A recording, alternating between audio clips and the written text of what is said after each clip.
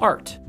When we hear that word, some of our minds jump to museums or framed paintings, and in that context, some people think, nah, I'm not a big fan of art, I just don't get it. Or they think of art as something that's just for intellectuals or artsy people. But really, art is for anyone who wants to experience it, and it's often in more places than we might realize.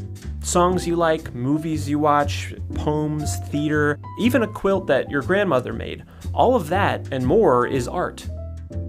So you might be wondering, well, then what is art? How do I define it? Well, that's tough. Art's been around for thousands of years, and through the ages it's evolved in a number of different ways. And the reasons for creating it vary from person to person depending on any number of factors. So defining art is pretty tricky, and it's something that's been debated throughout history. There just isn't one agreed upon definition. However, many believe that art is anything that stirs emotion in you. Now, the emotions that get stirred up depend entirely on your own history, your story, everything that comes together to make up who you are.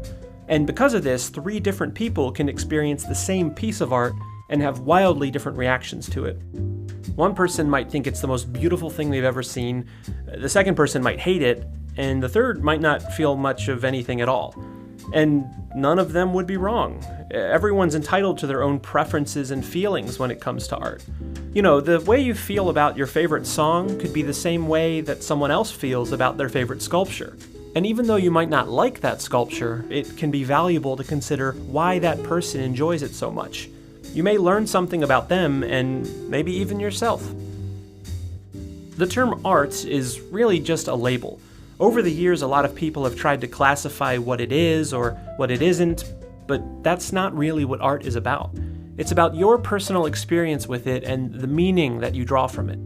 Everyone reacts to art differently and has the potential to grow and learn from it. It gives us the opportunity to tell stories, record history, and tap into our emotions in a way that few other things can.